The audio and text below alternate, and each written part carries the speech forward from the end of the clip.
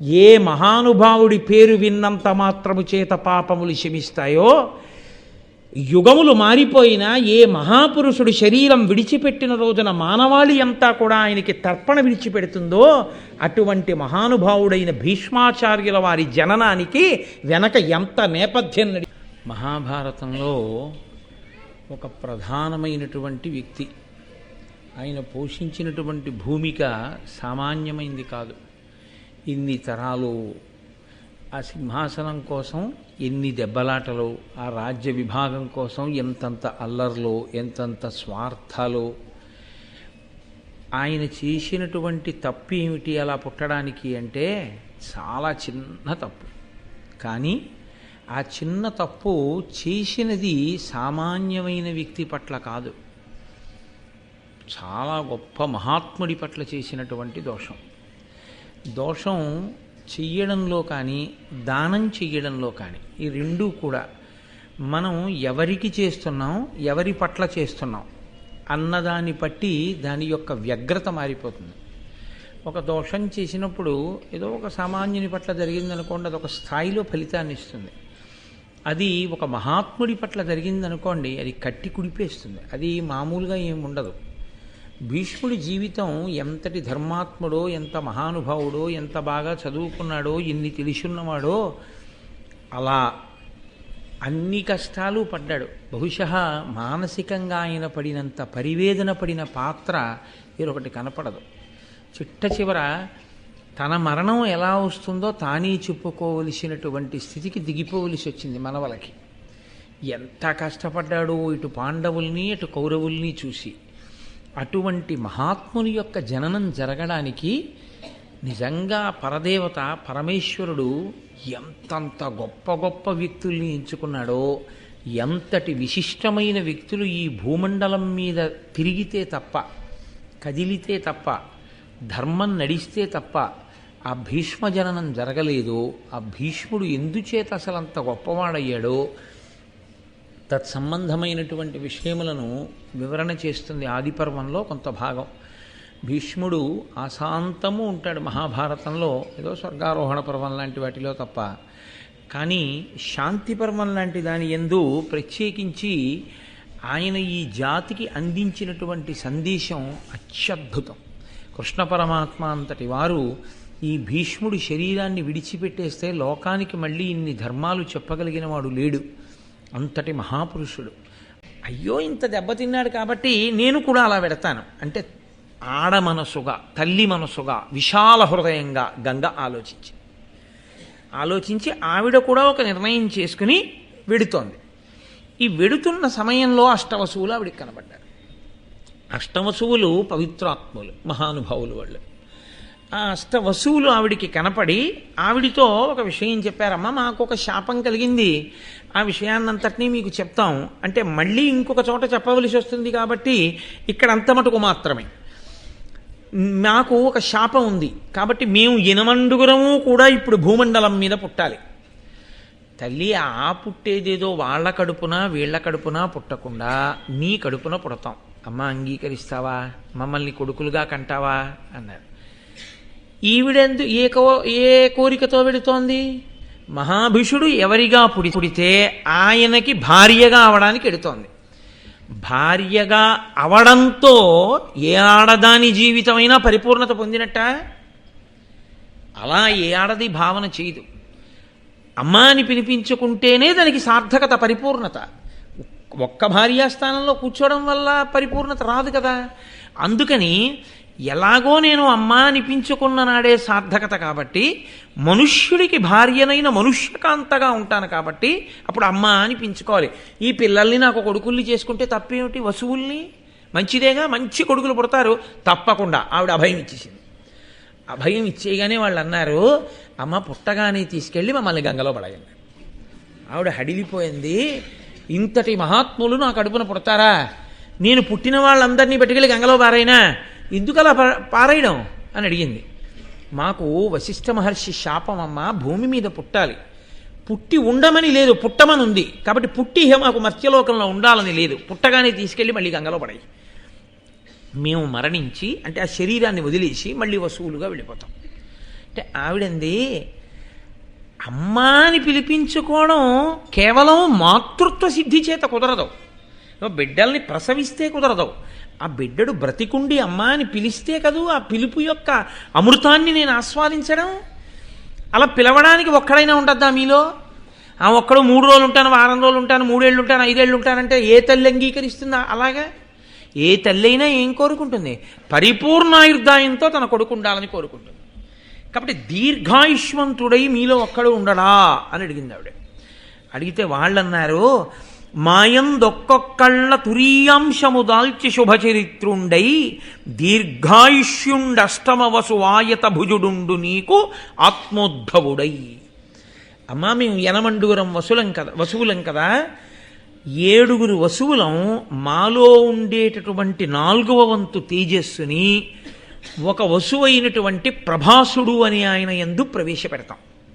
ప్రభాసుడు తన తేజస్సుతో మా 7 యొక్క తేజస్సులోని ఒక్కొక్క అంశతో కలిపి ఇంత తేజోమూర్తి అయి అపారమైన భుజపరాక్రమము కలిగినటువంటి వాడై దీర్ఘాయుష్మంతుడై నీ కడుపు పండి నువ్వు పొంగిపోయేటట్టుగా ఇటువంటి మహాపురుషుణ్ణి కన్నామన్న పేరు నీకు చిరస్థాయిగా ఉండిపోయేటట్టుగా నీ కడుపున అలా దీర్ఘాయుష్మంతుడవుతాడమ్మా.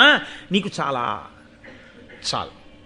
నాకటువంటి కొడుకు కావాలి, మీ కోరిక నేను తీరుస్తాను, 7 పుట్టగానే గంగలో పడేస్తాను. ఇది ఎవరి వరకు తెలుసు? ఒక్క గంగకి తెలుసు, వసువులకి తెలుసు. పొడదామని వెడుతున్నటువంటి మహాభిషుడికి తెలుసా? తెలియదు. గంగ వస్తోంది పోని అన్న విషయం తెలుసా? తెలియదు. శంతన మహారాజు గారు మహానుభావుడు రాజ్యం చేస్తున్నాడు, ఆయనకి వివాహం కాలేదు. చాలా కాలం అయిన తర్వాత ఒక రోజున గంగానది ఒడ్డున వేట కోసమని వెడుతూ విహారం చేస్తున్నాడు.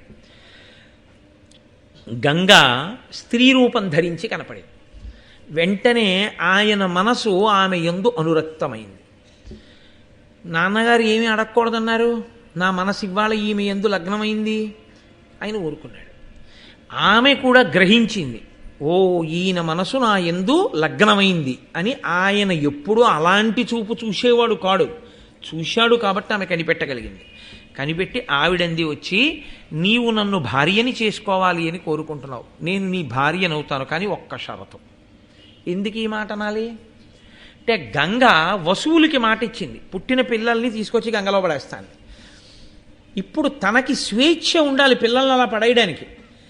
లేదనుకోండి, భర్త అనుమతి లేకుండా పిల్లల్ని తీసుకెళ్ళి అలా నీటిలో పారేస్తే ఎలా కుదురుతుంది? తప్పు అవుతుంది. కాబట్టి ఆమెంది శంతనుడితోటి, భూనాథ నీకు భార్యంగా నన్ను పరిగ్రహింపగడుకొని ఇష్టంబేని సమయంబు సేయుము, మానుగ నాకిష్టమైన మార్గము ప్రీతిన్. నీవు నన్ను భార్యగా స్వీకరించాలి అనుకుంటే నువ్వు నాకొక ప్రమాణం చెయ్యి. నేను నీకు భార్యని అయిన తరువాత నేను ఏది చేస్తున్నా నువ్వు ఇది చెయ్యవద్దని అనరాదు. నీవు నన్ను ఎప్పుడూ ఏ విషయంలోనూ ఇలా ఉండకూడదని నిర్బంధించరాదు. అలా అయితే నిన్ను వివాహం చేసుకుంటాను.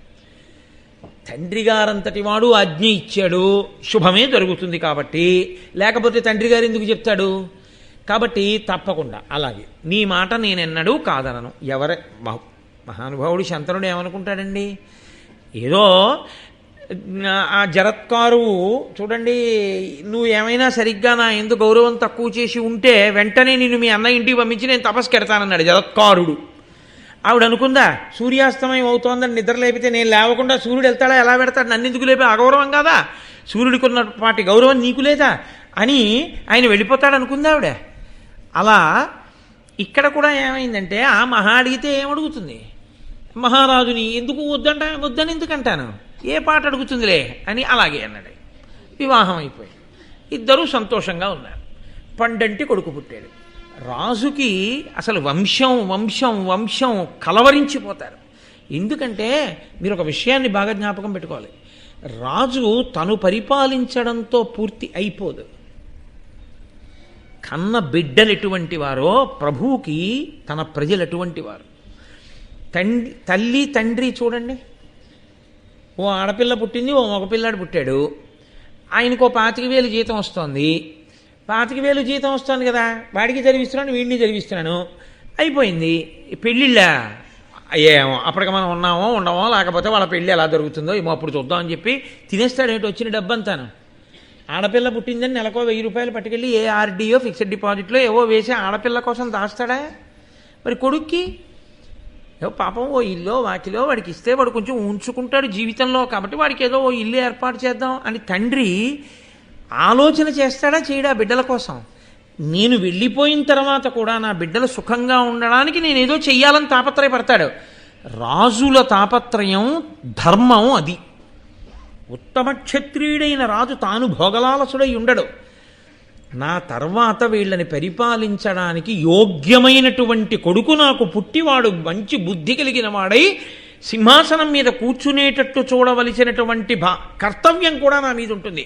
అందుకు వాళ్ళు వంశం కోసం అంత తాపత్రయపడి బిడ్డలు పుట్టకపోతే ఋషుల్ని ఆశ్రయించి యాగాలు చేసి యజ్ఞాలు చేసి బిడ్డల్ని కానీ సింహాసనం మీద కూర్చోబెట్టి ధర్మాన్ని నిలబెట్టారు.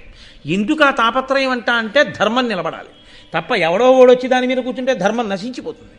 ధర్మం ప్రధానం. అందుకొచ్చింది ఇది. ఎదరెదర ఎంత విచిత్రమైన స్థితిని పొందుతుందో మీరు చూద్దరుగా నా ప్రాతిపదిక.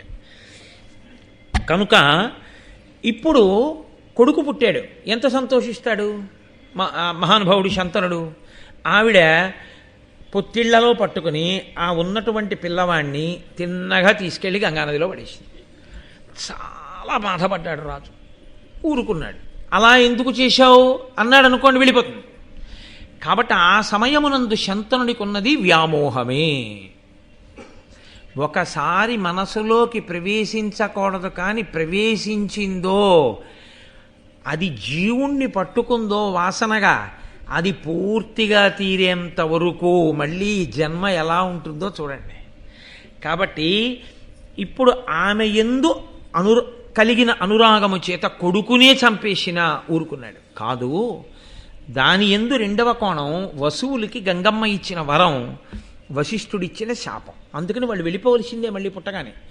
అందుకని 7 పర్యాయములు గర్భం ధరించింది, 7 మాటలు పిల్లల్ని తీసుకెళ్ళి గంగలో పడేసి ఊరుకున్నాడు. ప్రభువు ఏమీ అనలేకపోయాడు.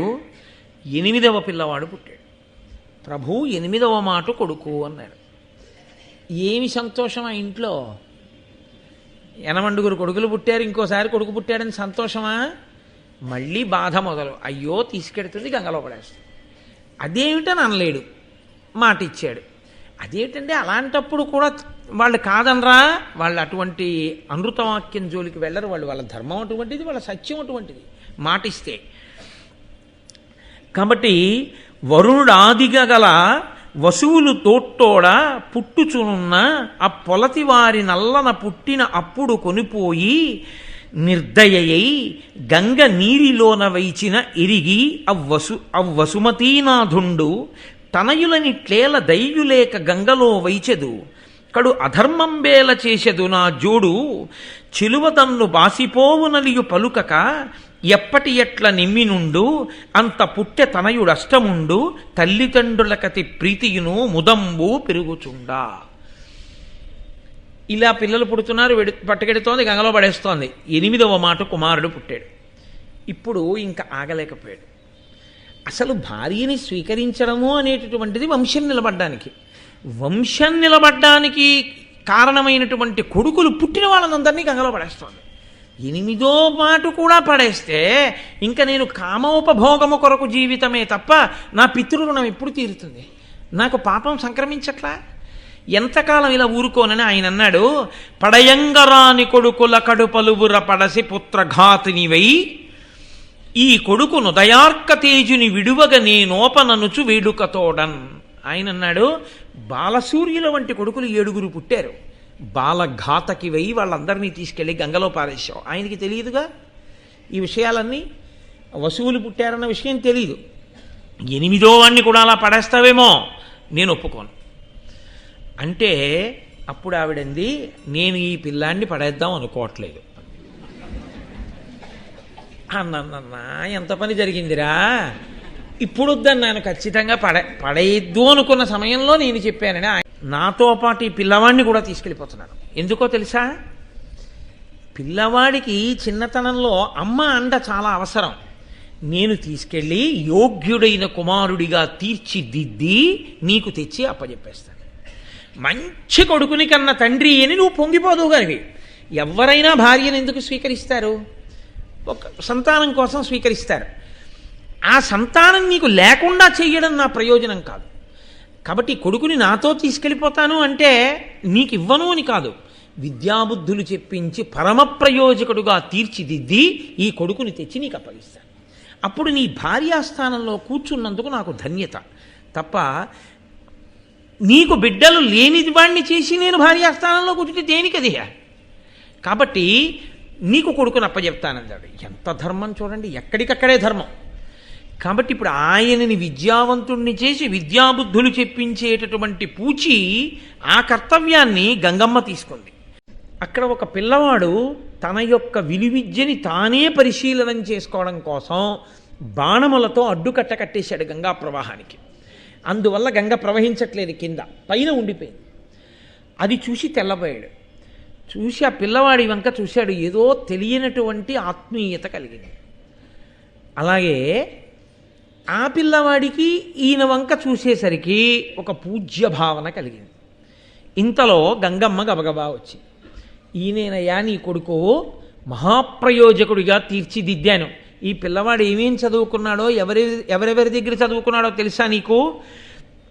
సాంగంబులగుచుండ సకల వేదంబులు చదివి వశిష్ఠుతో, సకల ధర్మశాస్త్రాది బహువిధ శాస్త్రముల్ శుక బృహస్పతులు నేర్చిన ఎట్ల నేర్చే, పరమాస్త్ర విద్య అపరశురాముడెంత దక్షుడంతియు కడు దక్షుడయ్యే, ఆత్మవిజ్ఞానంబునందు సనత్కుమారాదుల ఎట్టివాడు అనఘమూర్తి, ఒప్పు గొనుము వీని ఉర్వీష అని సుతునిచ్చి గంగ సనిన, ఎరిగి తనయు నెమ్మి తోడుకొనుచు నిధిగన్న పేదయప్పోలే సంతసిల్లి భూవిభుండు. ఆ పిల్లవాడు ఎక్కడెక్కడ ఏం చదువుకున్నాడో తెలుసా మీకు అని, సాంగంబులగుచుండ సకల వేదంబులు చదివి వశిష్ఠుతో, వశిష్ఠ మహర్షి దగ్గర వేదాలన్నీ చదువుకున్నాడు. సకల ధర్మశాస్త్రాది బహువిధ శాస్త్రములు శుక్ర బృహస్పతులు నేర్చిన ఎట్ల నేర్చే, శుక్రాచార్యుల వారు బృహస్పతి వీళ్ళిద్దరూ రాక్షస గురువు దేవగురువు, వీళ్ళిద్దరూ సకల ధర్మశాస్త్రములు ఎలా నేర్చుకున్నారో అంత గొప్పగా శాస్త్రములను నేర్చుకున్నాడు. కాబట్టి విద్యయందు బృహస్పతి శుక్రాచార్యుడు, వేదములయందు వశిష్ఠునితో సమానుడు, వశిష్ఠుని యొక్క శిష్యుడు. పరమాస్త్ర విద్య ఆ పరశురాముండెంత దక్షుడు అంతియుకడు దక్షుడయ్యే. అస్త్ర విద్యయందు పరశురాముణ్ణి మించినటువంటి మహానుభావుడు లేడు.